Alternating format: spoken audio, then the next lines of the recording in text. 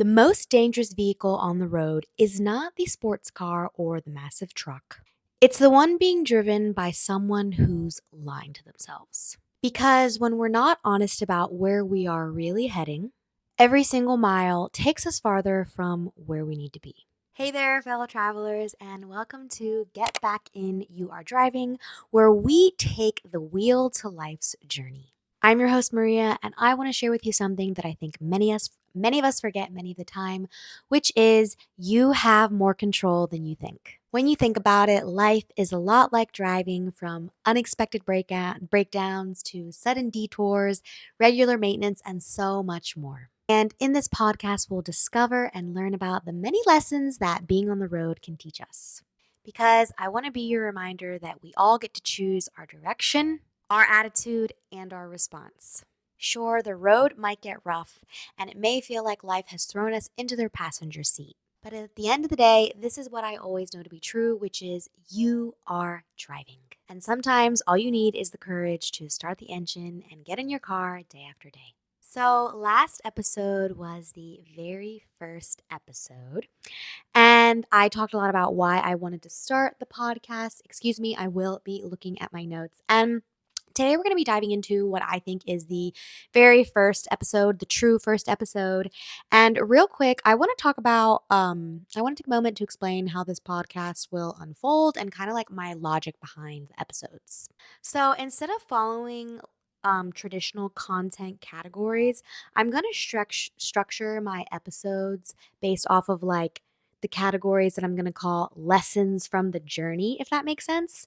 Because life, a lot like driving, and I'm going to use a lot of driving analogies, is all about the paths we take and the lessons that we learn along the way. So I wanted it to be able to flow a bit and not be super rigid with like content pillars, if that makes sense. And then throughout our episodes, we're going to explore various key themes that will connect life to a lot of driving metaphors. Let me share a few examples of what these themes will be.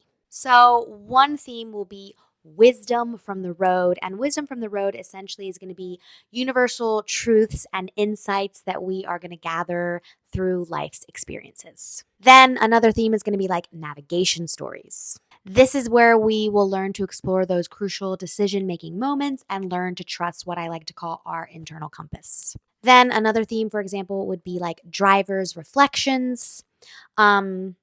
This would focus on taking control and responsibility for our life's direction. And then lastly, another theme that I want to do, because I do kind of have a lot, is unexpected detours. And this would be where we explore how sometimes life's greatest discoveries are made when we get a problem in our life, but maybe how the problem can be our opportunity. And how we discover that maybe a path we would have never taken is a path that we actually took because of this sudden detour, right?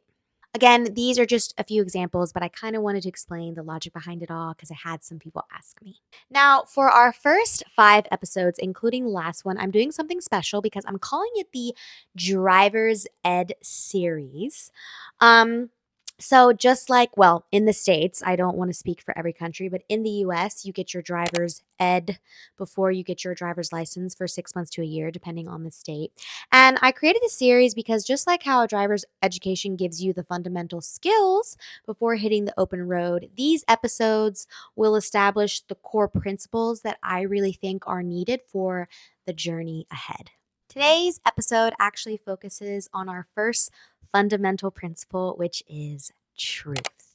I hope that this episode doesn't go too long, but it is going to be a longer one because it's complex. This is a very complex thing I'm going to talk about, but honestly, I feel that this could quite possibly be the most important episode that I do, and I really want to say everything right. So yeah, that's what it's going to be about today. I think um, I think of truth, and I will use the car again as an analogy, but I think of truth as your headlights really illuminating the road ahead of you, which are essentially the headlights allow you to drive safely. And I think that when we are seekers of truth in our lives, it really lights up the path of life ahead of us. To be honest, I really don't think you can navigate your life effectively if you can't see clearly. So that's why we're starting here because I think this really is an essential foundation, and I really think having this discussion about truth will guide everything else that I really want to talk about in this podcast. And why I really wanted to start the Driver's Ed series is because I feel like it really mirrors kind of well what we go through in life, which is having to learn those basics before we can really start out our journey well. So these 5 episodes are really going to give us the foundation to start out this journey that I really want to go on with you guys. All right, so let's get into it. Let's talk about truth. I really made this hard on myself. And can I just say, this was a very difficult episode to write. And I really, really hope a lot of this makes sense. But I tried to break it down in a very practical way. It's a very daunting topic to tackle. So please know that. I've been sitting here thinking so much of how to approach truth seeking because it seems deceptively simple to be like, oh, well, just be truthful. But I think it's so much more complex the deeper you get into this idea. There's a little mantra that I've actually had for a while now, which is yeah, which is seek the truth in all that you do, and it will orient you. I'm gonna repeat that. Seek the truth in all that you do, and it will orient you. So it sounds really straightforward, but I think it's really important for everyone listening to know that I am not here to tell you, I am not here to tell you what truth is or claim I have the answers. Let me be super, super clear about that. This isn't that kind of conversation. Really, what I'm sharing today comes purely, purely, purely from my own journey, my own struggles, and my own discoveries about this topic. And what I really would like for this episode to be is an invitation to you to start your own truth seeking journey. Because ultimately, that's kind of the only way that it works. Your path will be very different from mine, and your discoveries will be different from mine, and that's how it should be. That's exactly why, again, I just want to put this disclaimer out there that don't just take my word for any of this. What I'm sharing today is kind of like a manual for finding the truth and why I think it's really important for all of us. And again, it's just really an invitation to start your own journey of seeking it and hopefully understanding the vast importance of it in your life. Because to me, the real power of truth seeking is not really having all the answers. It's being willing to constantly question, learn, and yes, sometimes completely change our minds. You don't know how nervous I am to talk about this because it's so complex, but I'm really gonna try my hardest. So, I first want to get into because I don't know about you, but this is how I am. Why? Why is this even important? Why do I need to think about truth? So, I'm going to be looking at my notes a lot because I really want to get these things right. So I apologize if it seems that I'm like over here. But we're living in an age where information really comes at us from every single direction. I do think it is kind of like you can akin it to driving in a storm because there's constant notifications, there's social media, there's the news, there's what people are telling us. Like there's so much noise all around us. We know everything that's going on all around the world. And when you think about it, it really is an information overload. And then on top of that, every single person has an opinion. Everybody's opinion can be so widely shared now. I mean, you can just post a little tweet about a thought you had, and millions of people can see it. I mean, even this podcast, right? Like, I'm able to share my opinion with you. And 30 years ago, I couldn't have done that, right? Like, that's a very big deal when you think about it. And I think sometimes, I don't know about you, but with all these opinions, all these things happening, it felt like for me, I was driving through a fog with a bunch of like different voices telling me what to do, where to go, how to think. And I don't know about you, but the constant question that I really kept asking myself in the day and age we live in, just about all the news, was what is actually true? Who is right? And then also, who should I listen to? And I want to be really honest, like navigating through all this gets harder when you're dealing with a lot of negativity and pessimism in the world as well, at least for me. Because sometimes it does seem like there's people that are determined to keep you like in the slow lane or only share the negative and project. And this is exactly why I think that You need to have such a strong foundation in truth because when you seek the truth, I really believe it to be like your own personal compass. Think about it this way. I'm going to throw an analogy out there for you. So, I think that when you're authentically connected to the truth, it's like having a reliable GPS system for your life because it's not someone else's pre programmed route for you, but it's your own authentic direction. And it really helps you distinguish between the shortcuts that'll serve you and maybe the detours in your life that will derail you. And I really think what I've learned is that truth is not about being right. It's about building a foundation for a meaningful life. When you make decisions based off of what is true rather than what you wish was real, you're essentially ensuring that your vehicle, aka your life, is properly maintained before hitting the road. You're checking your blind spots, you're making sure your mirrors are adjusted correctly, and you're ensuring that your headlights are working. I know I'm using a lot of car analogies, but I think they're really helpful. And I'm somebody that really likes car analogies, but let me know if there's too many in here. I think this is where it gets really powerful because when you commit to seeking the truth, this is where I believe you are literally taking the driver's seat in your own life. So I will repeat that. When you commit to taking the truth, this is the first step in truly and literally taking the driver's seat in your own life. You're not just a passenger, you're not letting circumstances or other people determine your destination. You are actively choosing your path, you're making informed decisions, and most importantly, you're taking responsibility for where you're headed and what you personally believe. Now, I really want to share with you my personal journey with truth. And I think that if I explain it like this, it'll help you understand why I believe it to be so fundamental and why I believe it's so fundamental to how we drive through our life. All right, so my relationship with truth. You're probably like, what do you mean, Maria? Let me explain. So, I remember extremely vividly that when I was a child, and let's say I lied to my mom or I just wasn't truthful in my words or my actions, I will never forget this inexplicable darkness that I felt around me. It almost felt tangible. And I remember it causing me so much anxiety. And I just absolutely like hated the feeling. But I made a very fascinating discovery as a child, or at least fascinating to me. And that was that when I was honest, when I was truthful, I had this opposite feeling of just inexplicable peace and tranquility. And it really wasn't just about feeling good. Like it was this pure, genuine sense of rightness when I chose to not lie and actually be honest with myself and others or whatever it was I was doing. Now, I will say, as I got older, and especially in my teenage years, things got a little bit more complicated. It wasn't as black as white as, oh, I'm lying dark. Oh, I'm not lying peace and light. Because at 17, I really was trying to make sense of my world around me. And I just was having a lot of thoughts at that time. And I think I was struggling with something that we all face. I mean, I don't know, maybe it's just me. I do seem to be a bigger thinker than a lot of people.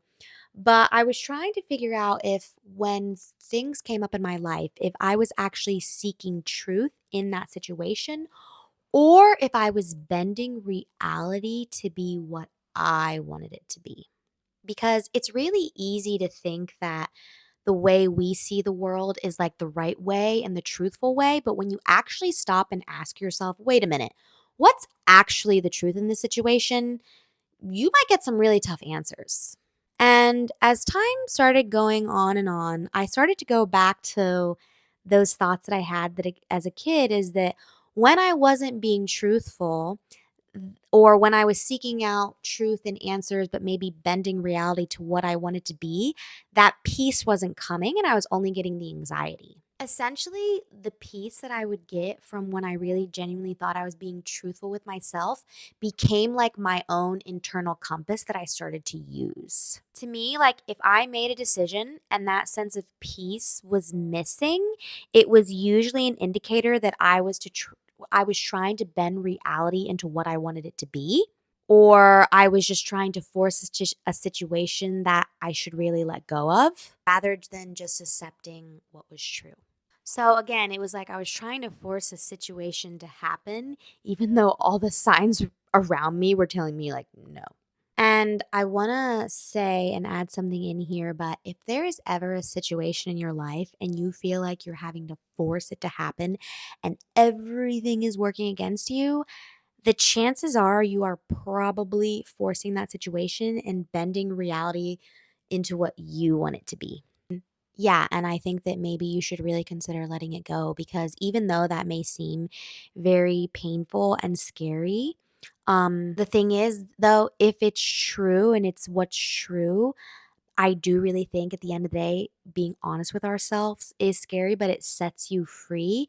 And there's always another direction to be taken. Like, don't think you're just going to lose out now. Like, another door will open, or another road can be taken. If you think about yourself on the interstate, right? There's many exits. Maybe we think we have to get off at exit 7, but exit 8 is amazing. So yeah, I've had to make some really tough decisions in my life, guided by this principle of seek the truth in all you do and it will orient you. Um Sometimes choosing truth meant letting things go that I desperately, desperately wanted. But you know what? I really do want to say that every single time I chose the truth over comfort or what I wanted my reality to actually be, it would hurt initially so badly, but it really did lead me exactly to where I wanted to be and where I needed to be. So maybe not wanted to be, but needed to be, and then wanted to be came later. I want to mention something that Jordan Peterson said that really stuck with me. You're going to hear his name a lot in my podcast because he is somebody that has really made me think about a lot of things in life. And I will never forget when he said this. I was in an airport in Rome and he basically summarized all of these thoughts that I had been having for such a long time in one little sentence. And it kind of upset me. I was like, how could he summarize this so easily? But he said this: the decision to accept the proposition that whatever happens if you live in truth is by definition the best thing that could possibly happen, despite your inability as a consequence of your limitations to have the wisdom to see that. When I first heard him say this, like, it just hit me because again, he had perfectly articulated this phenomenon, this experience that I was really having my whole life, but could never really put into words because it's not like I ever told anybody, just follow the truth. Like, I thought about it so many times of like, what do you mean, Maria, you love the truth? Because like, I would have thoughts like, I love the truth. Like, the truth just makes me feel so free. And sometimes I would think to myself, what are you talking about? Like, what? And essentially, like, it's this incredible paradox in what he said that we have to trust that choosing truth, even when we can't see where it's leading us, is the best path forward. So, again, we have to trust that choosing truth, even when we cannot see where it's leading us, is the best path forward. So, gonna use another driving analogy for you. It's like driving through fog. You might not be able to see the whole road ahead, but you trust that staying on the right path, even if it's really slow, is better than taking a shortcut you know isn't right. And to me, I want to make it clear like this isn't just about big decisions in life of follow the truth. I really think it's all about the daily small choices too. It's about being honest in our relationships with people, admitting when we're wrong, acknowledging our mistakes at work, or to me, most importantly, being truthful with ourselves about our own habits, our own behaviors, our own perceptions, the stories that we're telling ourselves about the world. Because at the end of the day, no one else can be as truthful with you as you can be with yourself. For example, with something like that, with you can only be truthful with yourself. Like, let's say you had an exam coming up and you studied really hard for it, but let's say you failed the exam. you're going to be the only one at the end of the day who knows how much effort you actually put into the exam. And deep down, you're going to know, I didn't put that much effort into it. I could have done better. And the only person that can be honest with you about that is you, because like no one else is going to know if you put your best foot forward, right? But you will. So, what I've really learned through all this is that truth is not just this abstract concept. It's a very practical guide for navigating your life. And just like how you need clear vision to drive safely, I really think you need to, I really personally think that you need truth to navigate your life effectively. So, yeah, just like how you can't drive when your windshield is dirty, you can't make good decisions if you're not being 100% honest with yourself. Alrighty, so we talked about my personal relationship with truth. We talked about why I think truth seeking is important, and I really hope that made sense for you. Now, I want to break it down even more and get more practical with you. And I want to talk to you about the three definitions that I have constructed and written now in my own words that are how I would define truth. Again, please take this off with a grain of salt. This is to help you. I'm not trying to say I have all the answers. I'm just trying to show you what I've thought about a lot.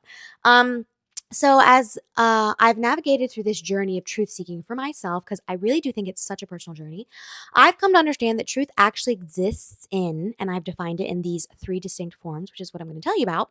And this is how I have categorized it. So I want you to think of them like different types of roads that we encounter on our life's journey.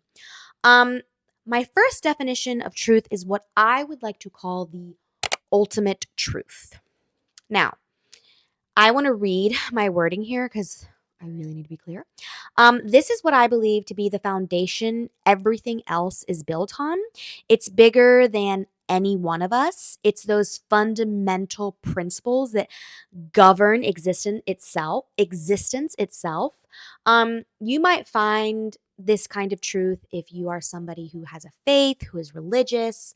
Um, Maybe it's your deepest beliefs about the universe. A lot of people believe in astronomy.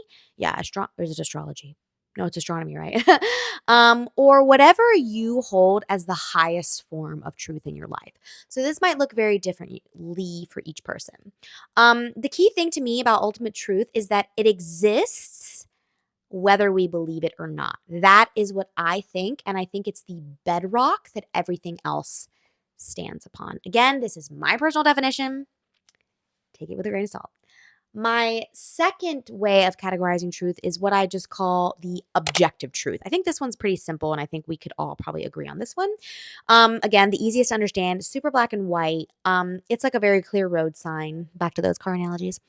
If you jump out of a window, gravity is going to pull you down. You are not going to stay up there and float. That's objective truth, right? Like that is going to happen. Nobody can argue, no, you won't fall if you jump out of the window. Yes, you will. Um, it's in this truth I think exists a lot with science, math, and natural laws. I just chose gravity because it's first one that came up in my brain. I'm sure there are many more laws. I do remember that. Never took physics. Blech. Um, and these are facts that remain true regardless of what anyone thinks or how anyone feels about them. Like you may feel that you don't like gravity, but it doesn't matter. Like it's not going to change it. Like that's what's going to happen if you jump out a window. And what else was I going to say? And I had another example of like 2 plus 2 will always be 4 in the mathematical realm. Water will always boil at 100 degrees Celsius at sea level. And these things aren't up for debate or interpretation. I think that second one about, I think I might have asked AI for an example. I hope that, I hope that's true. Okay. Maybe a sailor is watching this and he can let me know. Um, all right, this is my third definition, and this is where I think that it gets fascinating. So, again, this is my definition, but I think the third type of truth is personal, or you could call it subjective truth. Same thing. Maybe subjective is better, though. And this is like trying to navigate through a city where everyone sees the streets differently based on their own experiences. This is the kind of truth that is shaped by your culture, your upbringing, your personal experiences, and everything that makes you uniquely you. So, to go over, we had ultimate, objective, and now subjective truth. So yeah, this is how I define them. But I think I really want to dive mostly into subjective truth with you. And what makes this truth so challenging is that two people can go through the exact same experience and come away with completely different truths about what happened. Siblings who grew up in the same house, one may remember their childhood as happy and secure, while the other one might remember it as very difficult and challenging. And honestly, both of these perceptions can be true at the same time because they're filtered through different personal experiences that these two siblings were having. The tricky part about this subjective truth that we're talking about is that it often lives in the gray areas, and it really requires us to balance our own perspectives with others. And it really challenges us to understand that sometimes two seemingly contradictory things can be true at the same time. It's like when two drivers have different preferred routes, but they lead to the same destination. Neither person is necessarily wrong. They've just found different paths or different ways to go that work better for them. So, this is complex, and this is where real wisdom needs to be used because you need to know how to navigate between these different truths in your life. Sometimes we need to rely on those unchangeable objective truths to orient ourselves. And then I think other times we need to be um, humble enough to recognize that our personal truth, like you hear that thrown around a lot, like, well, this is my truth. Like, we need to be able to recognize that it's not the only valid perspective out there. And what I really believe to be true is that ultimately and fundamentally, we really need to be connected to the ultimate truth, and allow that to guide our overall journey. Because after all, we are human and it's very easy for us to fall for our own lies and tell ourselves our own story and believe that that's the only thing that can be true. So, again, the key really is developing wisdom to know which type of truth we're dealing with in any given situation in our life. Are we facing an objective fact that can't be argued with, I'm sorry? Are we dealing with a personal perception that needs to be balanced? Or are we touching on something more fundamental that requires us to really dig deeper into our core values or beliefs we have about life in general? Okay. So we just talked about the three definitions that I gave you. And now I want to go into how to practically navigate the three truths I defined in your life. So I want to break them down in a way that might, again, help you practically navigate them. So let's go back to starting out with the first ultimate truth. So again, I really think this is the foundational one, but I know everybody sees this a bit differently. And again, think of those moments when you're facing, like, I think the ultimate truth applies a lot to like major life decisions. And there's this deeper knowing that will guide you, even when your emotions or logic might be pulling you away. A very common example of this is people say follow your heart, right? It's those universal principles that like remain constant and that exists, I think, whether we acknowledge them or not. So I want to go back to, because I said this is very similar to let's follow your heart. And I actually want to talk about that specifically because I do not like the advice follow your heart. Um, it needs a little bit of fine tuning because something integral is missing. And before I get into what that is, though, I want you to think about your heart like a garden. And whatever you have been feeding it, that's what's been growing, good or bad. Um, so yeah, it could be good or bad stuff that you're growing, toxic, old hurts, new dreams. This is all taking root and growing. Whatever it may be, it's taking root. So again, your heart is like a garden. So before you just go all in on whatever your heart is telling you, you really need to understand, but what have you been planting there? And is it good? This is where I think it gets really interesting. I'm going to refer to my notes a lot here because this is a really important point for me. Sometimes when we want to do something so badly, I think we all know this, like, take off the road glasses, right? Like, it's like we're wearing blinders. Like, we would just want something so bad, we'll do anything. And that can be many, many things. I've been there. And I think when you want something so intensely, it can start to take over you. It's just almost like you have to have it. Um, and suddenly you can like drift away and like not be yourself anymore. Because it can become a very consuming desire, and it can actually turn us into someone like maybe we don't recognize or we ultimately don't like, or having us do things that just aren't appropriate. And it could just be something that isn't good for us, you know?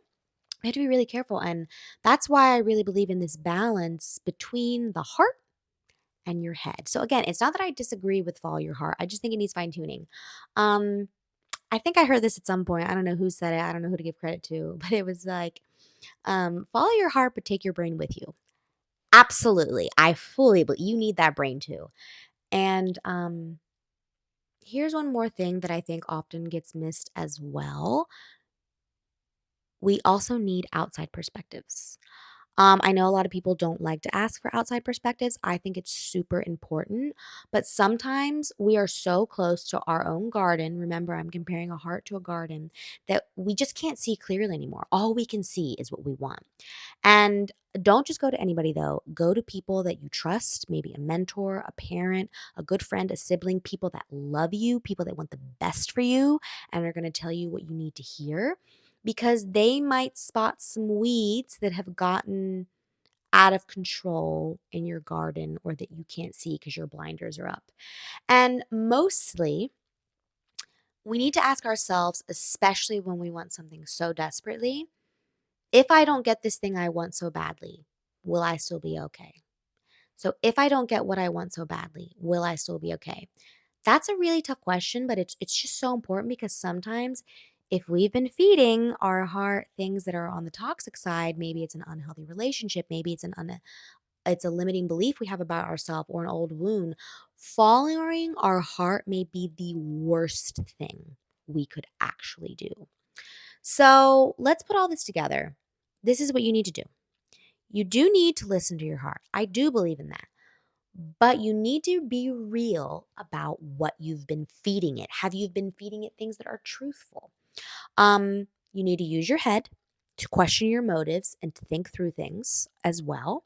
You need to bring in those trusted outside perspectives who can see what you might be missing. And you need to ask yourself if you are okay with not getting what you want. Because again, I just don't think there's real wisdom in blindly following your heart. It's almost like blindly allowing your emotions to take over your life. But I also don't think it's wise to just cold logic for everything as well. It's about really finding that sweet part where your heart and head work together, guided by your own self awareness, guided by supported and trusted voices around you. And sometimes the bravest thing you can do is actually not chasing what you want. It's having the courage to question what it is you want and being okay with wherever that question might lead you. It's really about facing the truth. And at the end of the day, making good choices, it shouldn't just be about getting what we want. Because I think we do kind of know this fundamentally, that sometimes what we want is not what's best for us in the slightest. But it's about making sure these choices are coming from a healthy place and leading us towards becoming who we truly are. So don't take this as me saying you can never get what you want. I do think we can, but we have to be careful about what it is we want. So that was an ultimate truth example, and I hope it made sense and the analogies and all made sense. But again, this is incredibly complex. So I hope I'm breaking this down well. Really quickly, now I want to get to an objective truth example. This is super straightforward, black and white. Back to gravity. If you jump out of a window, you're going to fall. A real life example of this could be, or as your bank account clearly showing you've spent more than you have, That's a very objective truth, right? If you're in the negative of your bank account, you cannot deny that. These are just things that remain true regardless of how we feel about them. You may feel you want more money, but you don't have more money. So, again, this is often found in science and math, and it's verifiable, measurable, and it doesn't care about our opinions. And then, lastly, to end with the personal truth and to get into an example, this one's super interesting, and I want to kind of tell you a little bit of a story here. So, I want you to consider Sarah and Emma. They are two sisters who grew up in the exact same household. Their parents worked long hours running their family business. Same circumstances, same environment, but the way each sister internalized and processed these experiences couldn't have been more different. So, Sarah interpreted their parents' constant work as a sign that she needed to be independent and self sufficient. She learned to handle everything on her own, often hesitating to reach out when she really needed support. In her mind, asking for help meant being a burden, so she built walls and kept her struggles to herself. Emma, on the other hand, took those same circumstances and developed an intense drive for achievement. In her truth, if she could just be perfect enough to get the best grades, win every competition, excel at everything, then maybe her parents would have more time for her. She became the consumed overachiever. But underneath that success was a constant anxiety about being enough. So, same parents, same house, same busy schedule, but two completely different lived experiences and personal truths. And I want to make something very clear. They're both right in how they feel. Neither sister was wrong in how they interpreted their childhood. Their different responses shaped who they became, and both of their perspectives were equally valid because they were both from their unique ways of making sense of the world. So, what I want to tell this story is because I want to show you how personal truth, I don't think, is about being right or wrong. It really is so much about how we individually process and make meaning from our own experiences because two people really can share the same situation but walk away with an entirely different lesson and belief about life. Um and I think that this truth is probably the one that we wrestle most with in our daily lives and the one that is the most difficult to tackle because we really have to look deep within a lot of times and understand how truthful we're being with ourselves. Because it's just so influenced by our personal experiences, our cultures, our beliefs, everything that makes us who we are. And the challenge here is really recognizing that someone else's truth can be different from ours without either of us being wrong. Alrighty, folks. So we have we have defined truth in the best way that I know possible. I really hope this is making sense. Now, what I want to do, because this is so abstract, I want to tell you and share with you how to practically seek truth. And this is what I have found for myself that really helps me. So, yeah, I really want to get into the real nuts and bolts of truth seeking and the practical tools you can use every day and like bring this all together because I'm very much so about actionable steps and not just about hearing something and then never doing it. Because again, knowing about truth is one thing, but actually like applying it, like it's easy for me to say, well, be truthful with yourself. But I think we really like need a lot of concrete examples because yeah, I think when the rubber hits the road with those driving analogies, you need truth. So first let's talk about how you know if you're being truthful with yourself. Um, so remember the piece that I mentioned earlier that came when I was truthful with myself?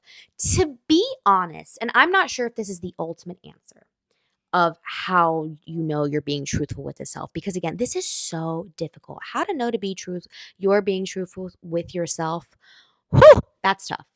But I really think peace is your best and first compass in this. Because when you're aligned with truth, again, there's just this sense of tranquility. Even if you don't like the truth you're facing, like there's a sense of freedom to it.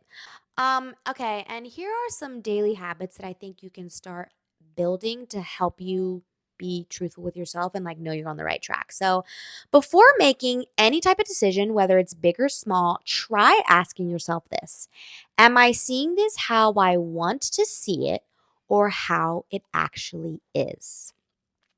It's like checking your mirrors before changing lanes. Like it should be automatic. Like maybe you don't have to do it with every single small decision, but a big decision, Absolutely, and I really like the mirror analogy because, yeah, like, if you're changing lanes and you're on the highway and not looking at the mirror, ooh, I hope you are not on the highway I am driving on because you are dangerous. Um, but okay, so, yeah, you wanna make this an automatic practice, right? And when you're dealing with truths that are essentially very difficult to face in life, which we all face them, I want to start by acknowledging that discomfort is really normal. And this is going to be really hard to do in the beginning. Um, because there are some really big things in your life. For example, maybe you realize you're in the wrong career. Maybe you realize you're in the wrong relationship. Or maybe you've made a massive mistake that you can't take back. Um, that pit in your stomach that you're going to feel of facing the truth and your whole life changing, literally past, present, and future, that's normal. Like that's going to come. But here's the thing that I really want you to remember: discomfort is temporary, but the freedom that comes from choosing truth is lasting. So, again, discomfort is temporary, but the freedom that comes from facing the truth in your life is lasting.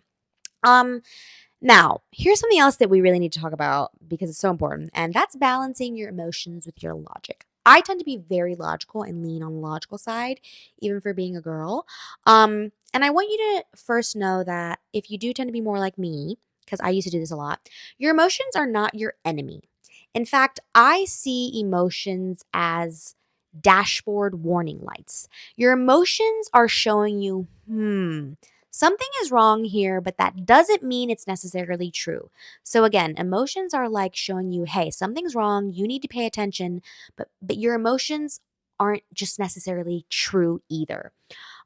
They just tell you something needs attention. So yeah, just like you wouldn't rely on warning lights to drive your car, you can't rely solely on emotions to find your truth. Emotions are flaky. They come and go. You shouldn't just act on them. You need to be very careful with them. And I really think that you need both your heart and your head working together. Um, as we discussed before, but let me give you another example as I really want this to be super digestible and practical for you guys. So, this is a common example. Let's say you're angry at your friend because they did X, and your emotions are like telling you, like the whole time, like all your thoughts, they're terrible. They are such a terrible friend. But if you pause and let's say you engage your logic, you might realize, okay, I'm hurt. It seems like they're terrible, but maybe there's more to the story here. Maybe something is wrong with my friend. Maybe they're having a tough time, and maybe before I just assume that they're terrible, I need to dig into why this could be. This is truth seeking 101, and that's a super simple example. And I think something else I really want you to remember is do not get personally offended and seek for more in whatever that is, especially when it comes to other people. And again, I want to go back to the peace compass that I mentioned. I really want you to think of truth like a compass that always points you to peace, but also to remember that following that compass of peace can really be terrifying. Like, I really do want to acknowledge that sometimes being honest and truthful with ourselves is the most terrifying thing we can do, because sometimes the truth is buried deep under layers of what we've always believed, how we've always seen the world, what makes us feel comfortable, and maybe even what we have built our lives around. Like, some people are just living in lies, and that it's very hard to just get out of that. And uncovering it might mean shaking your entire world up and questioning everything you thought you knew. Um, it really is a lot like standing at the edge of a cliff and at a precipice, as the British would say. You can see the truth down there, way down, but taking that leap is super scary. And the truth probably is all the way down at the bottom, but you have to take the leap. That really does sound scary as hell. Because it really could mean like following the truth really could mean turning your whole life upside down and everything you knew really might change. And I just want to make that very clear. It's not just this simple thing, but I really think the beautiful part of when we're very honest with ourselves is that the truth is difficult, even when it completely reshapes our worlds. But I really genuinely believe it because I have experienced this, that there is this deep sense of peace and freedom that comes with making that decision, because living in alignment with truth, again, it really may be terrifying, but I really do think that it sets us free. And I really think that freedom uh, is worth every scary step we have to take to get there. Right, so we just talked about how to apply truth practically. I hope my analogies made sense, but I kind of want to go into more examples and stuff. And now I want to talk about how you build your life around truth. So, again, now that we've understood the different forms of truth and I gave you guys some examples, I want to talk about something crucial, which is how to build your life around it. Because if there's something that I've really learned is that choosing truth isn't just about individual decisions. It's about creating a whole path forward in your life of a bunch of individual decisions that will pile up. Um, I really, really genuinely believe, and if I didn't, I wouldn't be making such a big fuss of this, that when you commit to following the truth and seeking it and being truthful with yourself, it is your best long term life strategy. Not because it's easy, but because it's reliable. Um, I want to go back to what Jordan Peterson said about accepting whatever happens when you live in truth by definition. The best. So, again, he said that it's about accepting, being truthful with yourself is about accepting that whatever happens when you live in truth is by definition the best possible outcome. And that's exactly what been trying to talk about here. Um, but this is where I think it gets really real. And I think actually where following the truth can be exciting is that when you follow truth, it often takes you places that you never expected to go. Sometimes it really means letting go of plans that you've worked so hard on, that you've put all your energy into, letting go of people. Sometimes it means admitting you were wrong about something that you thought you were absolutely certain about. And sometimes it means walking away from things that you desperately, desperately wanted.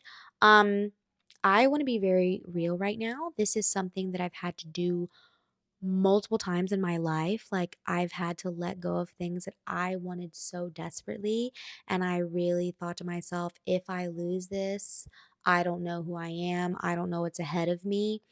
Um, but if I would have sought after those things, I would have been denying the part of me that deep, deep down knew, Maria, this isn't for you. You need to walk away. And I would have been dishonest with myself.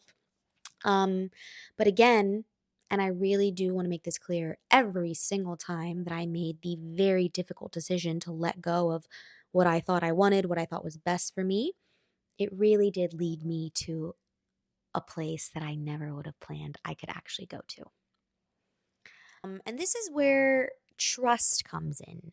You have to have kind of this trust when being truthful with yourself. I don't think it's blind trust, but I think it's a trust that you will build more with your experience of being truthful with yourself. When you start seeing, because you will, I promise you, you will. When you start seeing time and time again that when you choose to be honest with yourself, when you choose to follow the truth, even when it's really hard and even when it hurts consistently, it's going to lead you to better places and you're going to develop a different kind of confidence, especially because you're listening to yourself and not what others in the society has to say.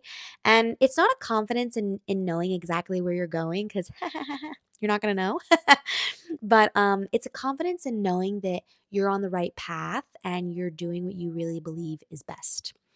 Um, and honestly, what I have found so beautiful about this approach, and I've been doing this for several years in my life, even though I wasn't consciously aware of it, as that is that there is an incredible freedom in surrendering to the truth. When you stop trying to control everything around you and you stop trying to bend reality into what you want it to be, and instead commit to being honest with yourself and following what's true, there really is just this weight that lifts off of you. And you realize, like, there's just so many things I can't control. I can only control myself. And you're no longer responsible for manufacturing this perfect outcome. You're only responsible to stay true to what is right.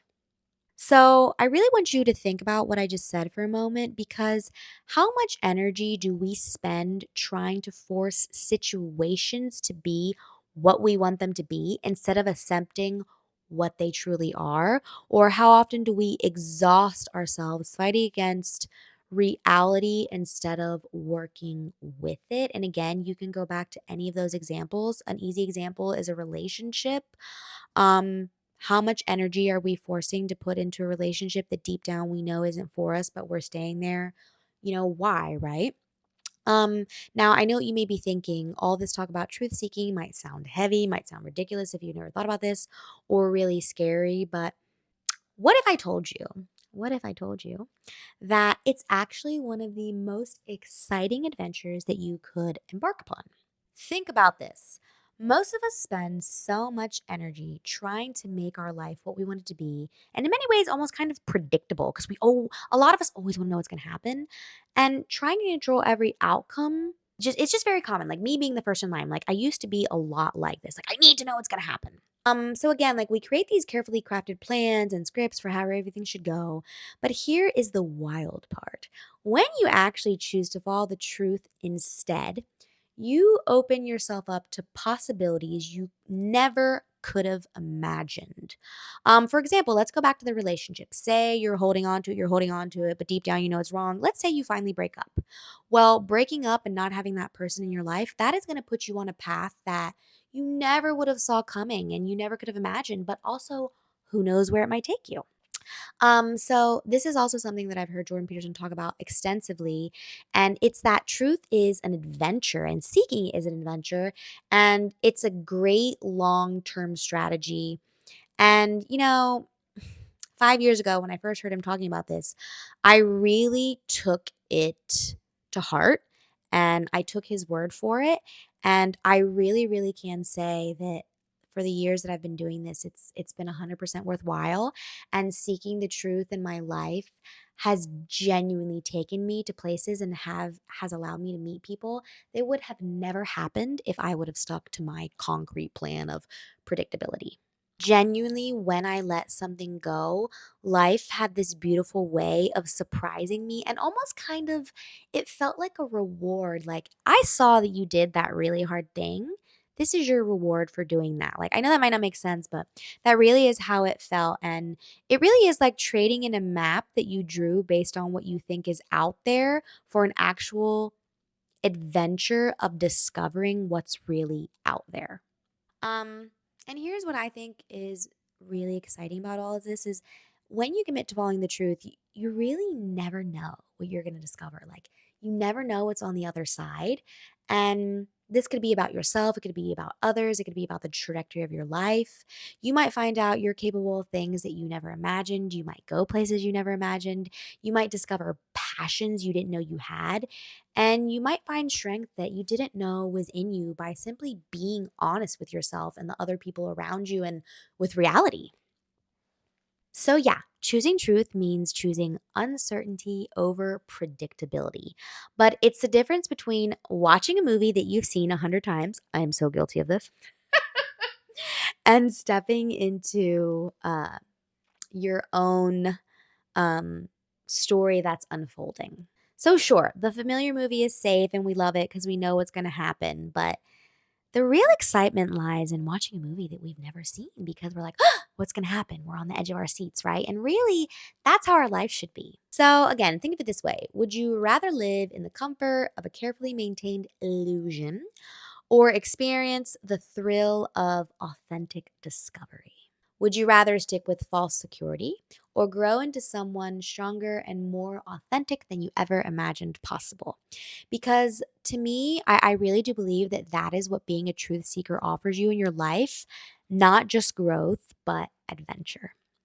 And not just change, but transformation to tap into the potential that I really believe is inside of all of us. Because every time you choose truth over comfort, I don't think you're just making a decision. You're really stepping into the bigger story of what your life could be.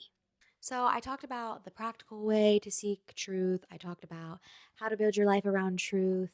And now I really want to talk about the challenges of doing this because it's easy to just say like, "Well, be truthful," but it's a very challenging thing and I really just want to acknowledge that. So, I want to talk about some challenges that you are going to face along this truth-seeking journey. And I think one of the first challenges you're going to face are facing other people's opinions. Because when you start living truthfully, and I'm specifically talking about the more subjective truth, what's going to be true for you, people are going to have a lot of opinions on it and they might disagree with it. And that's fine with them. Like maybe they're more comfortable with the status quo, or maybe what you want to do makes them feel uncomfortable, or what you believe, whatever it may be.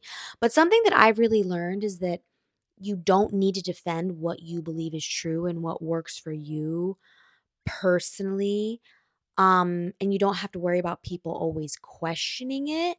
I think sometimes the most honest response you can do if you get a lot of kickback from people is say, "This is what's true for me, and I respectfully disagree with you."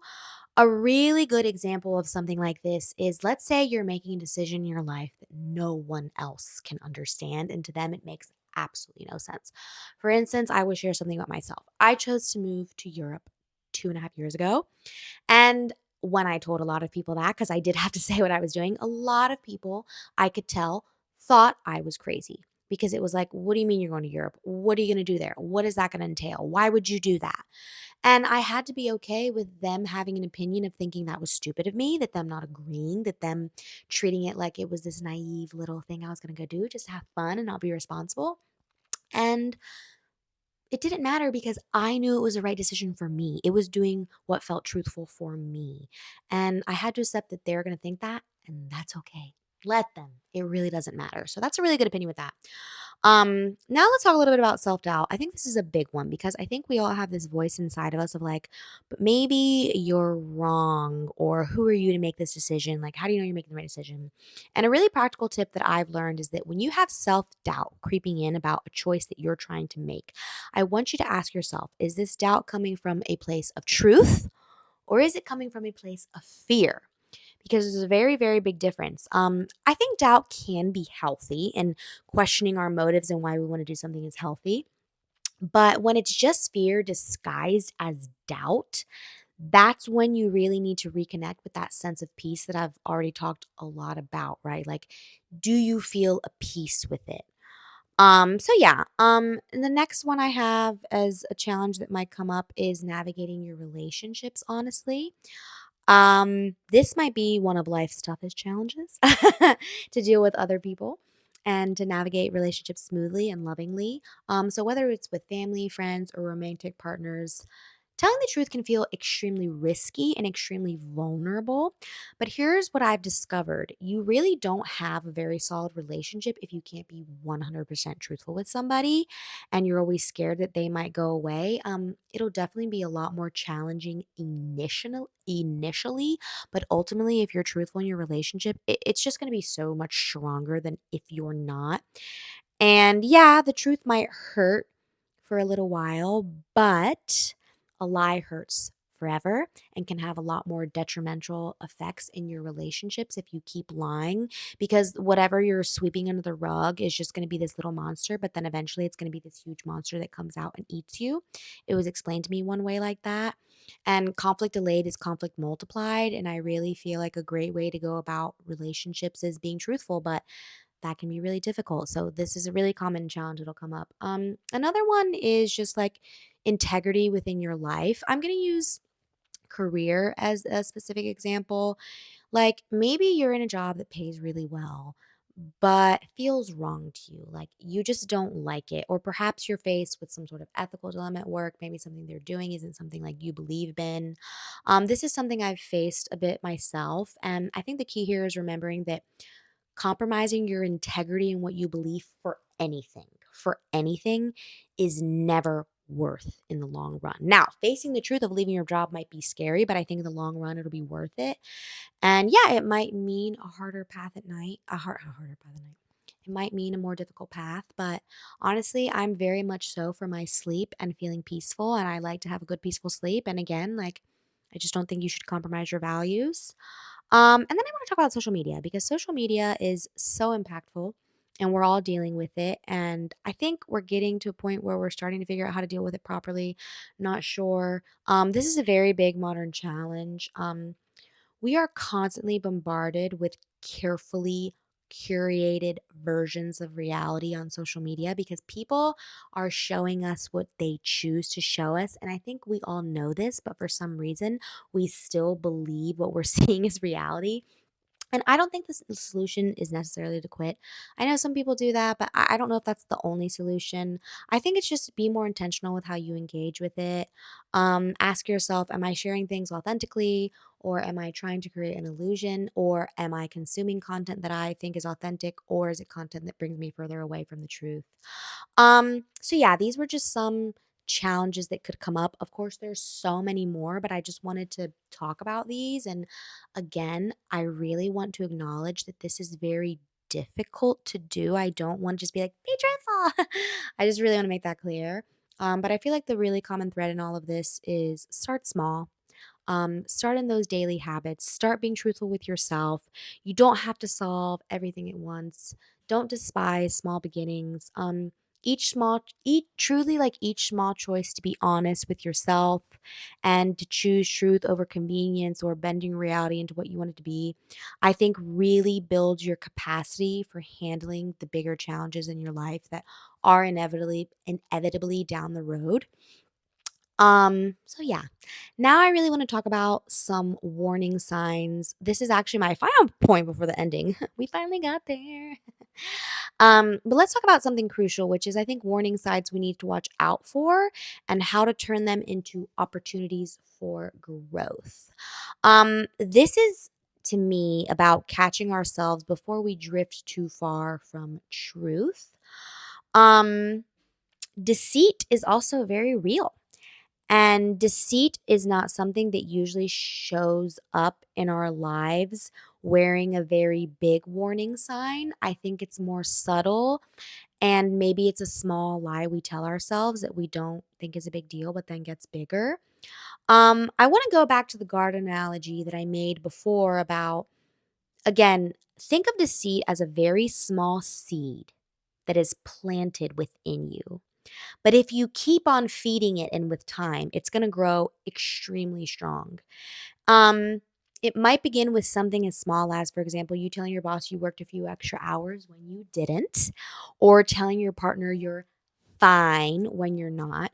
And again, these things seem so harmless in the moment, especially because we hate conflict, right? We just don't like conflict as humans. But what may seem harmless and what may seem like little white lies will down the road be a very big lie.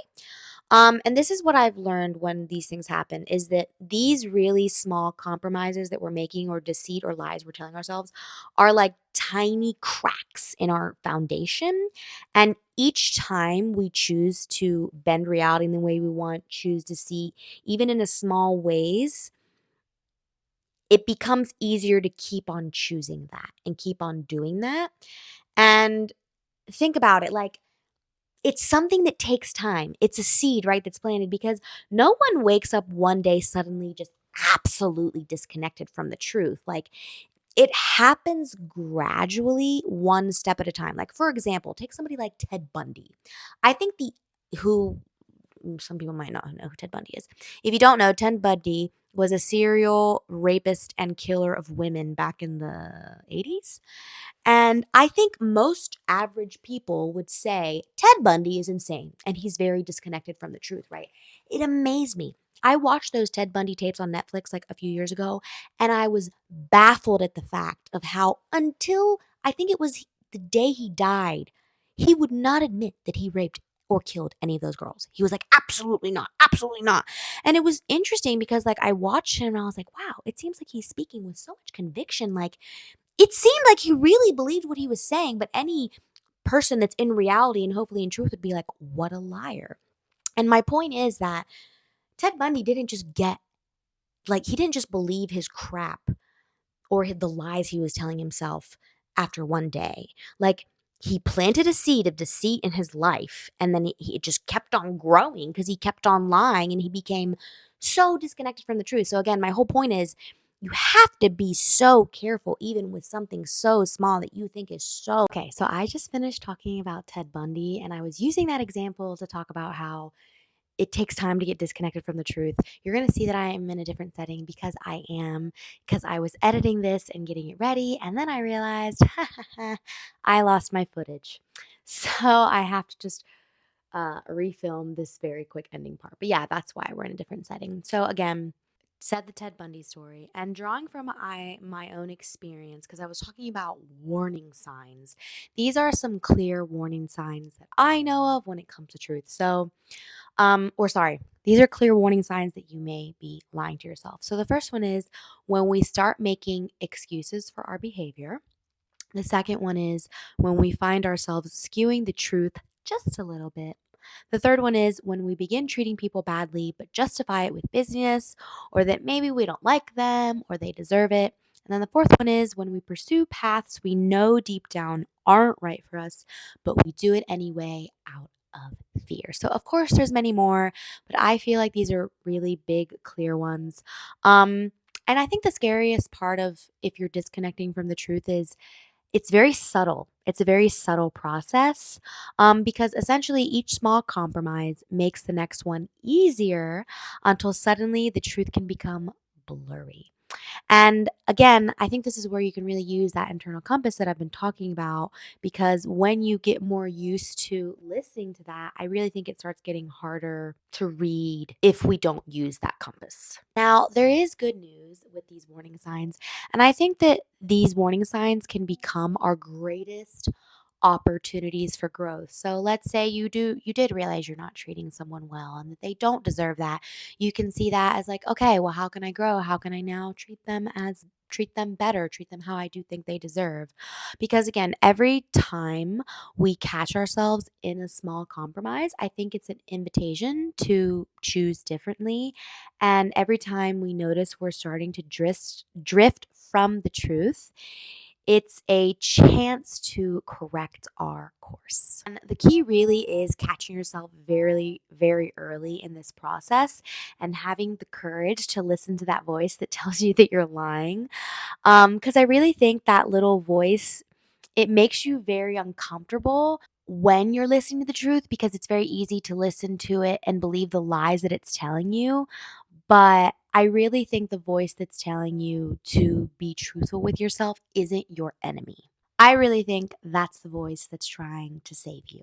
It's this voice that I think we do hear in the early stages, but we tend to ignore it or not.